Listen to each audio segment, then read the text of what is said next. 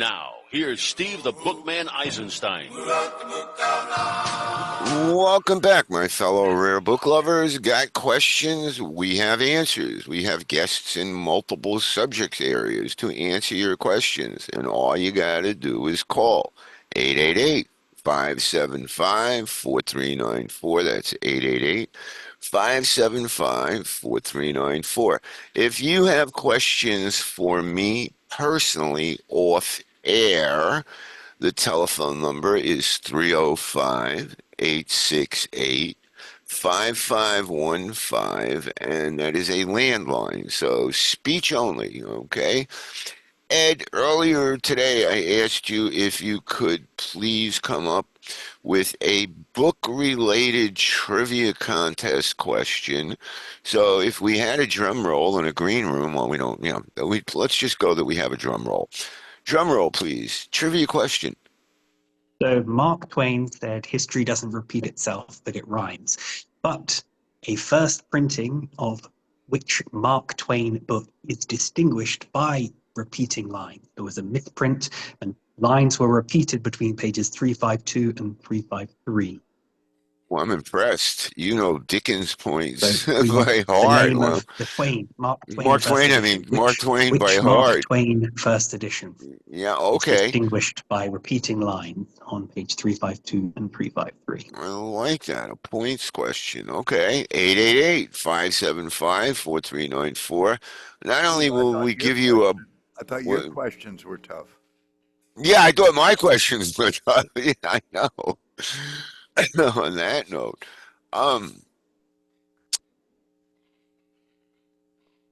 11. We have people in the audience that have philatelic literature, postal history in their inventories. Are there specific things, or even, like I said, one guy collected miniature mailboxes and things like that. Is there anything very specific that you are looking for within the genre of postal history? Either a book title, some kind of object, whatever it might be. Yeah, I tell you, if you don't mind, I'm going to give my contact info real quick. Oh, please, both of you do that, please. I'm famous on TikTok under the same name. If you want to see more collecting content, I got about 100,000 followers on TikTok. Talk about all kinds of different collecting stuff. But you can reach me. Easiest is levinparker@gmail.com is the absolute easiest way to reach me. So I do eBay and that, and I actually just started a podcast called One Man's Trash, a podcast about collecting everything. Oh, I love that. Just so you know, Tony Hyman wrote a book called Trash or Treasures. It was a listing of where you can find people to buy your stuff. He was a very interesting guy. I love the title. So we've got a trivia contest question, and what are some of is there a holy grail philatelic reference book, or has it? You were talking about a library You of know, philatelic. the philatelic literature market is really tough because first of all, it's an absolute collapsed free fall. I mean, there's just not. First of all, the hobby doesn't have as many people as it used to, and obviously the advent of the internet, it's really hard to convince a lot of people that not all the information is on the internet. But the really big issue is this: is that the majority of the nicest reference books that there are for philately are generally going to be very, very specific. So you have a lot of specialization. Like the only thing that I'm truly a worldwide expert in is Wyoming postal history, and I am a recognized expert in that field, but that doesn't translate to Colorado postal history. Now, I obviously know a lot of stuff, but everything is super specific. So all of these short run books and rare printings that you have, they only appeal to maybe a dozen collectors. And so as you've seen that shrinking market, I can't tell you anything that I feel like is hugely valuable. I can tell you there's a couple of things that you will make a couple of bucks on, like the Hellbach Rarity Index. I don't know if you gentlemen are familiar with that, but like postcard. That one. It goes through, it's a 7 or 8 volume set, and it lists every post office that has ever existed in America, and then it gives a rarity of that specific post office on a rating of 1 through 9. Um, it's a series worth owning, and I think that some of those really core reference books are going to be worth it. But the issue you have is like for example, on my eBay store, I was recently listing. There's a bunch of cancellations out of Boston, Massachusetts, that are like negative cancellations. Like they'll have a -4 against a black background, and it's a hand stamp, right? And there's a whole series of them full of letters and numbers. And you could definitely go buy a literature book that'll tell you all about it. Or you can do an eBay search, sort by sold, and see roughly what they're selling for and come within 10 or 12% of what it's going to be. And so you really have to, you really, I don't know, the philatelic market for those books is really, really tough right now. And I know the few dealers that were doing it exclusively, because there are a few, literature dealers. Banzner is the one I can think of that's still left. But the market is very much older, and it's very quickly dying off. Do you think there's hope for the market? I mean, like when, be COVID book fairs, virtual book fairs, Ed, I think you'll agree with me that the virtual book fairs saved the business during COVID. Are we on the same page with that?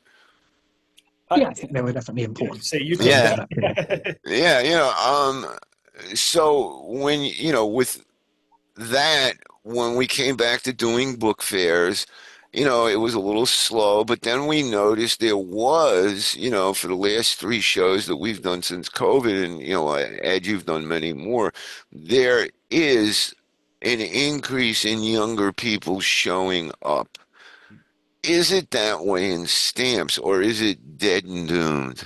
It's I don't think it's dead and doomed. I think it's moved online. I think that the entire older structure of shows doesn't make any sense to anybody under 40. Huh. Unfortunately, for your average collector, they collected whatever they started collecting on eBay. So the expectation is to be able to go and do that. And the truth is that these days, because I was around for the beginning of eBay and the internet and all that stuff. As more and more of that has come online, I mean, I can tell you, when I look for a rare book, my very first stop is A Books or Via Libre. I mean, that's my first inclination. And so I think that there is actually a lot of hope for all kinds of ephemera, postal history. Actually, I think stamps will continue to decline because I think they've lost their relevancy. But I think that the reason postal history is so strong is that people under 40 again have no relationship with stamps. But like Hmm. license plates are a really strong market, and that's because everybody can relate to a license plate. And I think that postal history has a longer lasting effect because it is history. Because you're collecting Civil War patriotics, you're collecting World War II MIA mail. There's those things are not going to die off. And I think that the more virtual the world becomes, the more there's going to be a seeking out of authenticity and a seeking out of tangibility. And I think you really can't get a more intimate look at history than postal history, because everything that's written down as a book is a summation of letters and diaries that are out there. And when you have the opportunity to collect that first person document of history, it gets very addictive very fast because it gives you a much clearer and more nuanced view of what was happening. You are enthusiastic as can be, buddy. Your enthusiasm Check out comes my TikTok, out. brother. Kudos, man. I mean, you agree with that, Edward? You can feel his passion. I can feel the passion, Yeah. definitely, And definitely. I I gotta share ask, it. we don't have big time on, do we? Yes, they're Big here. House Books? Yeah, they're here. Okay, I didn't see an image. Okay, guys, I'm gonna take over for a couple of minutes here. The only thing I got from you guys the other day was Big House Books. Who am I talking to by name? Please introduce yourself. Please allow me to introduce you. Hi, Hello? this is Miranda Vaughn from Big House Books in Jackson, Mississippi. Wait, I'm having trouble hearing you. Can you hear me now? Yes, now we're good. Go ahead. Good. I'm Miranda Vaughn. I'm from Big House Books in Jackson, Mississippi. It's so good to be on today. Well, it's a pleasure to have you. Let me ask you one quick question. Are you on a speakerphone? I am. Do I need to take it off? No, yeah, it would be better because whenever you move your head away from the sweet spot in the speaker, you're wavering. Gotcha. Okay, how about now? Excelente, excelente, Is perfecto. that better? Okay, Okay, all good. right. So, for the audience? Years ago, we donated 4,000 books to the Dade County uh, Guilford Turner Correction Facility. Jokingly, I say a couple of copies of The Water is Wide I gave accidentally. I wonder where they are today, but that's another story. What you are doing is trying to build libraries in prisons, which I think is a phenomenal, phenomenal idea. I'm going to throw one thing out at you for down the road. I've got a couple of issues I'm going to have to deal with in the next few weeks that are going to take some personal time. Down the road, if you can put together, and I don't know if this is allowed even, but if you can get it together where I can do an online seminar on how to identify and sell collectible books, I'd be willing to do it for a group of people that, you deem would be able to use this information down the road and possibly benefit their lives from it. That's just food for thought. But tell us exactly what you're doing, how people can reach you, and exactly what you're looking for. I know that when you donate literature to a corrections facility, you got to be very careful. Is that correct? That's correct. Yeah, they do have a lot of stipulations. In Mississippi, they don't allow hardcover books, so every book that we collect and send to the correctional facilities has to be paperback. That's a big stipulation, I know, in the state of Mississippi. And how can, go ahead, go ahead. Well, I was just going to say, if you want me to give my little spiel. Yeah, I want to hear you spiel, but we definitely want to know how you can be reached. It's 11:16. You got 4 minutes. Go for it. All right, perfect. Thank you. My pleasure. Big House Books is a nonprofit organization that sends books for free to incarcerated people in Mississippi prisons. We are the only Books to Prisons group in the state of Mississippi, so we serve all the correctional facilities in the state of Mississippi. We have about 80 facilities that we serve on a weekly basis. The way we work is we're completely volunteer based. All of our books are donated. We have a little library where we collect the books, and we meet every Sunday to read letters from incarcerated people who've requested books from us, and we pack those books and send them to them. We do help stock prison libraries, but one thing that's very unique about us is that we actually don't serve as a library ourselves. We actually send books to the people that they can actually keep in their cells for themselves. So a lot of the inmates that we serve, the books that we send them may be the only possessions that they have in their cell at the time. A lot of the people we serve are indigent, don't have family and friends sending them things, don't have money, to buy things from the canteen.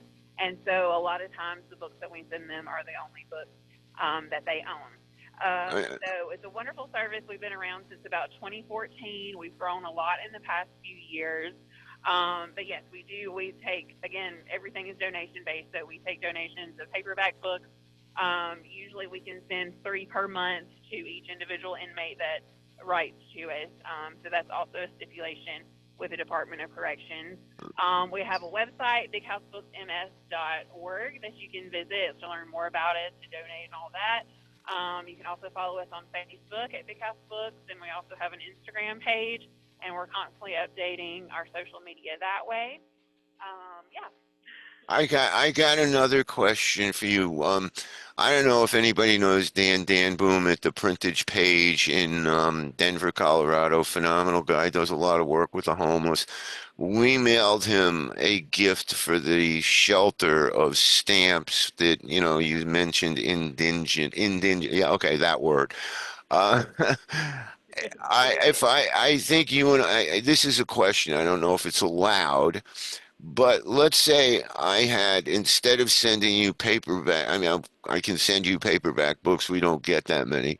But based on the indigent, yeah, pronounce the word for me. Indigent, yeah, Indigent. indigent. Thank you very much. Yes, yes. I would mail you 50 legal-sized envelopes that already have stamps on it, are ready to go. All the person has to do is put in their envelope and their return address, obviously, you know. Is that allowed, or they're not allowed to do that? I have not actually had anyone donate that, but it could be. Well, understand, we just wound up with thousands of dollars. I mean, more, I don't know if you were listening to the show before, but as Levin said, in $5,000 increments. I would say in usable postage, we probably got about 2 or 3 grand. And in plate blocks that are basically the same as usable postage, we're going to talk about how plate blocks aren't collectible anymore later, to the disappointment of many.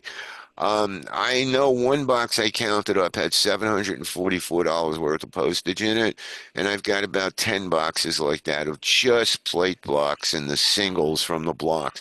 It would be our pleasure to give you, we're going to come back here. Stay on the line. We got a commercial break. Steve the Bookman Eisenstein.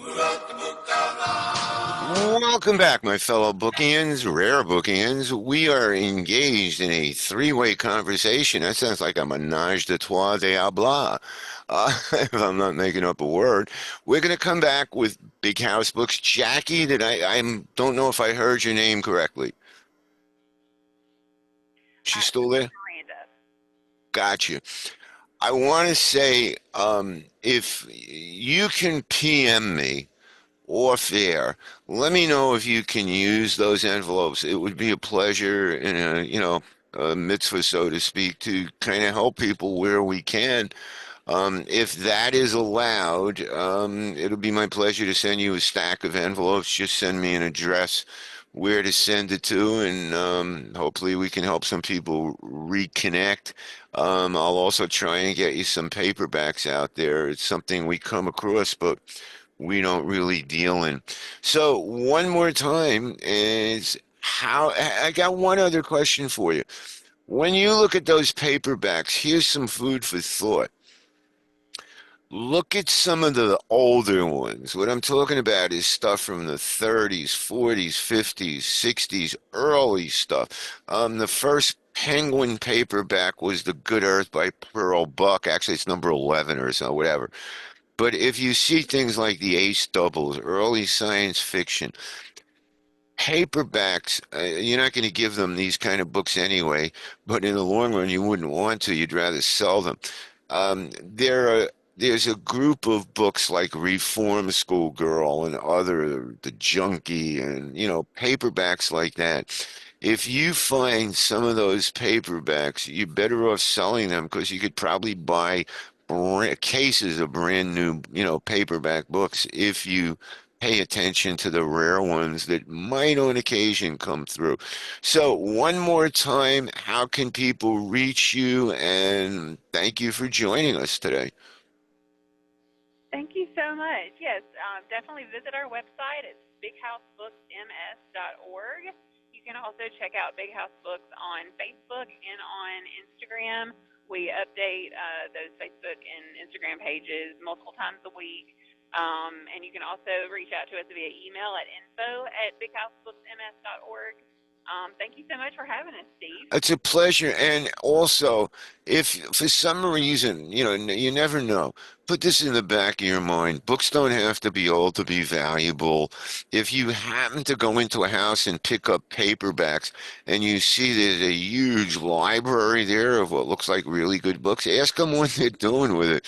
If they're looking to get rid of them, we can benefit you, ourselves, and a whole bunch of other people in that process. More people know the value of coins, stamps, and objects of art that they don't own than the values of the books that they do. What you're doing is noble. I want to try and help you. If you ever have questions, PM me your address. And thanks again. Have a great weekend. Thank you. You too. Pleasure.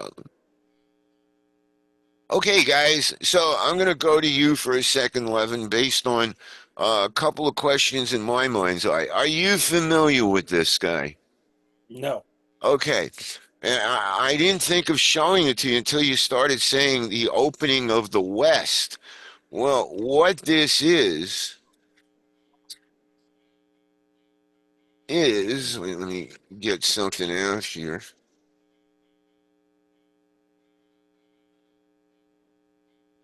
The envelope within the envelope within the envelope. It's full of printing history from Oh, Philip it's Scripophily, stock and market. other stuff, not just that. Oh yeah, it's banknotes. This certifies that each banknote was printed in intaglio, blah blah. It's not expensive, but it's just fun, and Yeah. I thought there might have been more postal history in it because it goes lumberjacks, gold rush days, other things like that. But this one, I love the binding. Edward, you'll agree this is kind of a rather Zaschendorf looking bind, Zanesdorf, however you pronounce it. Very beautiful. Yeah, Yeah, it is a nice binding. So it's fun. tell me, is this book, out of curiosity, it's the Harvard Economic Lectures, and it's the history of the United States Post Office up until 1829. Is You know, that, it would have value, but I think you'd have to sit on it for who knows how long. And I'll tell you, I steer away from buying books. I mean, even at 5 or 10% of what I think the value is, it's an enormous commitment in time and space to do that. Because you could, and just from the viewpoint of a postal historian, you can have a box of covers that have 1,700, 2,000 covers in it in just a shoebox, and have 40, 50, 100, $200,000 in value. And that's yeah, it's really it's a different. But I will show you, like, this is that collection I was telling you about. This is the Floyd Risvold sale, and this is uh-huh. this is the auction catalog. And it's absolutely stunning, and it's one of the most well-written auction catalogs I've ever seen in my life. And it's a three-volume set. Um, but there are items like that I think that approaching all kinds of buying from a postal historian viewpoint gives me advantages of understanding a lot of things.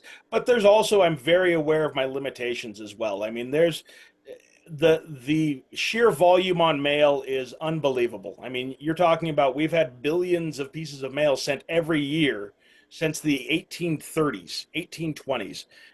So there's just no way to be even any more than a passing expert in more than too many fields. Yeah, I say that the same thing, but I'm beginning to realize it's more to master in philately than in book collecting. You can never be an expert in rare books. You could spend a lifetime trying, but it's a multiple lifetime project. And this guy's library, he had, I think it was like a two-story, mansion, room after room after room. I mean, you think we got one? I'm going to be careful here. We got no, I can't. It won't turn enough. If you go back that way, deep, deep book stuff. He had thousands of books in his philatelic library. And it used to be big business. There used to be dozens of philatelic literature dealers, and so there was a lot of things like White's color plate issue that was a $500 sale book every time, and that was when I got started in the late '90s, early 2000s. I mean, they used to go for several $1,000s. Those color plates did, and there was all kinds of books that were written that I've picked up my copies at absolute bargains because I end up buying them at auction, or from folks that I know are going away, because I know a lot of philatelic libraries have been thrown away, flat out tossed in the trash. Uh, Same thing with numismatics. Something that shocked me, Edward, this is one you would really appreciate. Back in the AB days in the want section, one of the most wanted books besides Patty and Myron Orlovsky's Quilting in America, okay, was the Heath's counterfeit detectors and the Heath bond detectors. 1890s publication put out by the American Banknote Company. Just gorgeous production work, in that kind of quality. Back then, in the AB days, they were hundreds of dollars, thousands of dollars for the bond book. Today, I had a run of all of them. I think I got 18 or $2,200 for all of them. I mean, it's a tragedy what's happened to some of that stuff. Edward, what do you have in at the book shows? I'm just curious because I've noticed this at the Fob Affair. From time to time, people are starting to bring in other things that, let's just say, aren't books. Would you allow somebody that had rare stamps and a philatelic library, would they be able to exhibit the stamps at a show as well as the philatelic books? I mean, we're quite flexible. We like to kind of liaise with our dealers and kind of know what they're going to bring. But certainly we've had kind of some people have brought kind of baseball memorabilia. Someone brought especially ephemera dealers. You can have a lot of fun with ephemera. Someone had a I Like Ike dressing gown from Uh, Eisenhower's election campaign. wow. So we like to have things that are kind of related to kind of history paper, and so certainly we would be open to having someone selling philatelic literature or even stamps themselves. Some of the ephemera dealers bring that kind of material. We're not opposed to that, and we want to really have as broad a range of material on display to appeal to as broad a range of people as possible. Well, we said the feature in having you on today wasn't so much book fairs as it was the search service and, books wanted. One of the things that I always tell people on the show for years is there is no better one-day learning experience for a potential rare bookie than to go to a antiquarian book fair and just meet and greet, not necessarily to sell. So I'm sure you agree with that. And since this show is, broadcast all over the country, all over the world, and so you all know, if you want to tell people, the show will be repeated today from 4 to 6. Tomorrow it's on from 8 to 10 a.m. and 3 to 5 p.m. That's Eastern. And Monday for the Insomniacs, 1 to 3 a.m. So what fairs do you have coming up in the next couple of months? That people would go to, if they're aware of it, because if you're listening to this in Atlanta and you're new, if you're listening to this in Boston or wherever it is that Eve and Edward are going to be doing shows, you definitely and absolutely want to attend those shows because not so much as an exhibitor to start, but as a patron so you can see and learn. Um, so what's the fair schedule look like? We got Yeah, about 2 minutes and left in this segment. that's definitely that's definitely our goal, right? To make collecting appealing and to make it approachable to a broad set of people. So our next fair is in Grand Central Terminal in New York, in Vanderbilt Hall, which is just off 42nd Street.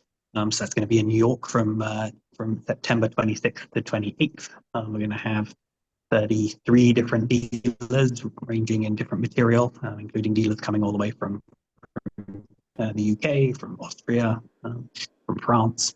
So an international fair. And then we'll follow that by St. Louis, Missouri, our first fair in that city, which is going to be Missouri Athletic Club in downtown St. Louis. That'll be from October 10th to 11th. And then we will follow that with the Capital Art Fair, which is actually a print fair. We also will have prints at the New York Fair. So it'll have a range of different prints, both contemporary and old masters and other, this kind of material. And that'll be from November 7th to 9th in Washington, D.C. At the University Club. And then we'll finish the year with Atlanta, which will be at with Philadelphia, which will be at Trinity Memorial Church, which is just off Rittenhouse Square, from December 4th to 6th. And then we'll start the year with Atlanta, There'll be a new fair at Oglethorpe University from March 27th. Yeah, you guys, you're doing your show in Atlanta. February. You can find You're doing your show in it. Yeah, exactly. Right before the Florida Fair, which is perfect. Follow the sun. That used to be the Road Warrior schedule. You would have a show all the way down to Florida until that idiot messed up the schedule a few years ago in New York. I mean, that was problematic. Guys, stay on the line. We got one segment left, and I gotta tell you, this has been phenomenal. Kind of open mic. If you guys want to talk about anything and everything, same thing with the audience. We'll be back after these commercial words. Steve the Bookman Eisenstein. Welcome back, my fellow book lovers. I hope you're enjoying what we're talking about as much as I do hosting it with two diverse and informative guests like Ed and Levin. It's easy to do. So, Ed, I'm going to ask you to repeat the trivia contest question, and it is 11:46 as I am speaking. We're going to put 4 minutes on that. If we don't get an answer by 11:50, we will answer the question. But just in case, I haven't given anything away in a long time. It bothers me. So I'm going to ask a second trivia question. Did I call it like my charity question? Because I've asked it so many times. The first question is the charity question. The theme song to this show is Who Wrote the Book of Love? The question is, who sang the song?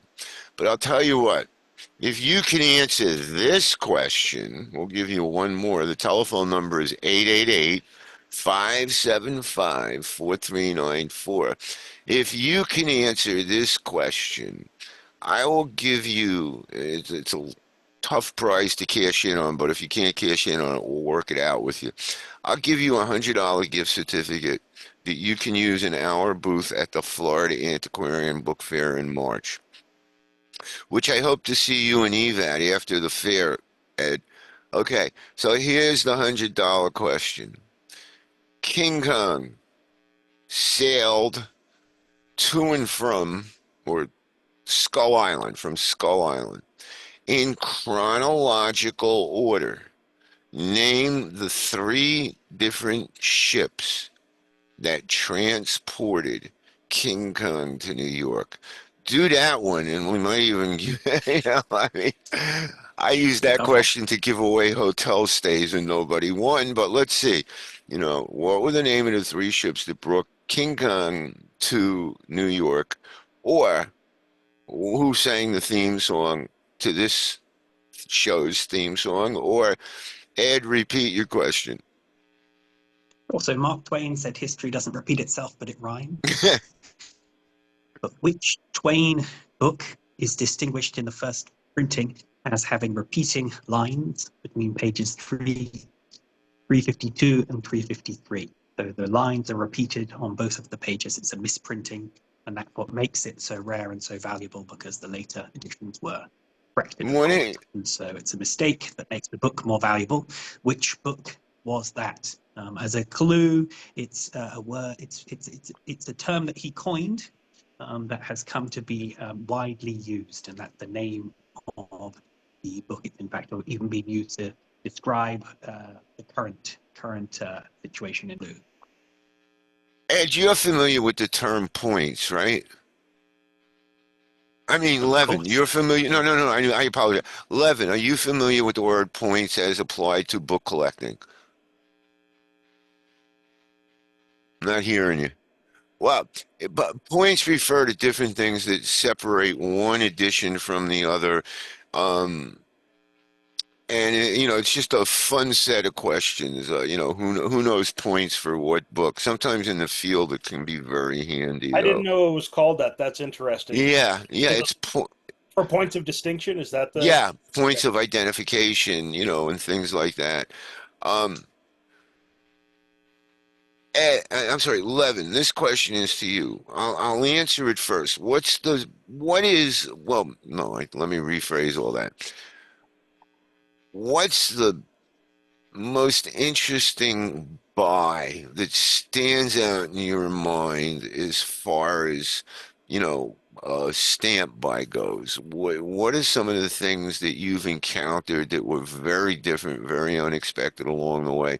I mean, we go down a highway somewhere, don't expect to find anything. We pull up to a gas station that just had a thrift shop open up in the next building, and we did phenomenally. What are some of the things that you on the hunt, some hunting anecdotes? People love them. Yeah, I one of my best buys as an eBay buy actually is I found a Wells Fargo Express Company cover. Uh, and that cover was actually mailed by one of the engineers that was laying the track for the Union Pacific Railroad about 50 miles ahead of the railroad. An exceptionally rare item, and the Transcontinental Railroad is a highly collected area of interest for a lot of different people.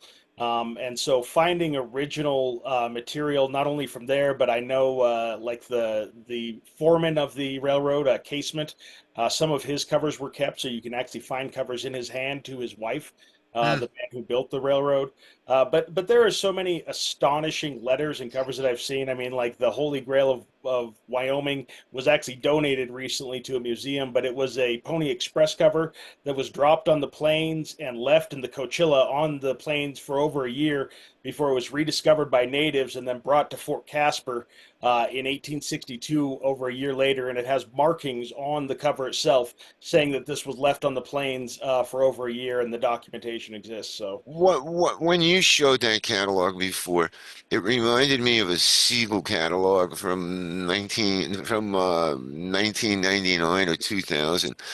Just for the edification of the audience, some of those letters go for 60, 100,000, 150,000. I mean, when I read millions, that, yeah, when I read millions. that, go ahead. Yeah, there is an incredible amount of material out there, and that is constantly being found, and you see some of the best material even being sold in manuscript auctions, rare document auctions. The crossover. I have a friend that recently just completed his collection of presidential free franks in office, with the exception of one. I think Fillmore or something doesn't exist, or there's one copy, or I can't remember exactly what the distinction was, but he actually got free franks covers from all of the presidents while they were in office, which is Wow. a really impressive collection. When you talk about presidents, worked on the appraisal of two collections. One went to the Reagan, one went to the Bush. And what this guy put together was Article 2 documents, full documents, not clip signatures, of only Article 2 powers. And he had everybody from Washington to Trump. And the same thing with books. I mean, I was looking at the Teddy Roosevelt books. He must have had, whatever Teddy Roosevelt book he had it signed and scribed, and just unbelievable things sometimes that you can find. Ed, I'm going to ask you a similar type question. Of all the book fairs you've done, and well, I won't say will do, but of all the book fairs you've done, what was one object, not necessarily a book, but was there any one thing that somebody brought that really stands out in your mind for how unique the object was? Well, I think I can. There was a story from the DC fair. We had a patron come in. We had it at the university club. There was a member of the club who didn't even know the fair was taking place, who stumbled upon the fair. And there'd always been this family story that his ancestor had been on one of the Shackleton expeditions to Antarctica. And he Uh-huh. walks into one of the booths and he finds a book that was inscribed to his relative, and was a book about that expedition. And so, Wow. that again was of tremendous personal value. And he managed to stumble on that. And that's kind of that's what I think is great about book fairs is, and you can obviously, on the internet, you have a degree of certainty. You can find things, but you're likely just to stumble on things. But obviously with books, you can kind of walk in and you know what's going to be there, right? Most dealers don't release a catalog. Many of the dealers don't even have their material online, and so really it's an adventure, and that's just one story of someone who found something that was tremendously of I personal value. But yeah, the kind of yeah, stories like that. Yeah, where you wind up finding, a book that maybe you had in your inventory, those kind of family stories. Yeah, I love those. You never know what you're going to find on the hunt is the beauty of it. Looking at the clock, we got about 3 minutes and 15 seconds, so we need to kind of wrap it all up. First, I want to thank both of you. I want you both back on the show down the road. Ed, I know you are always involved in new projects, and whether you can be on in person or just, make a phone call to the show or just send me promo news. Usually 10 to 10:20 is my monologue, but since we had such a busy show today, I gave that up. But keep me informed of anything that's going on that you and Eve are doing. And the same thing, Levin, I'd love to have you back on again. Next time I have you on, we're going to put you in solo because there's a lot of things that I sense that you're aware of that I know I can turn questions into a good interview with. So I want to thank both of you and Ed one last time. Contact information. Sure. So just go to findfairs.com or findbookfairs on social Let me repeat media, that because especially you're on breaking up. Instagram or on Facebook. You're breaking up. I'm going to repeat that for you. Okay. So it's findfairs.com is the website with all our information. And Fine Book Fairs is the name of the business, and it's on social media. Perfect. You got it. And Levin. All of my social media information is under my name. I'm big on TikTok, but I'm on eBay at Levin_Parker as well. And you can reach me privately at levinparker@gmail.com. Well, guys, I want to thank both of you for a great show today. This show gets marked for replay. And as I said, if you want to tell people about it, the show is replayed today from 4 to 6 p.m. It's replayed tomorrow from 8 to 10 a.m., 3 to 5 p.m., and then 1 to 3 a.m. We will send you some links for your own personal use when I get them from the studio. And also, remember that we are going to be on YouTube with this segment. Go to WDBFradio.com, scroll to Books on the Bookshelf, and you guys will see what we've been doing today. I want to thank you. I want to thank the audience worldwide. Hello to everybody that's going to be listening in Russia, England, Australia, and the other places tomorrow. And as I like to close the show with, if Roy Rogers and Dale Evans were book dealers, we'd be singing happy book sales and buys to you till we meet again. I'm going to say ciao for now. Thank you, guys. Look forward to it.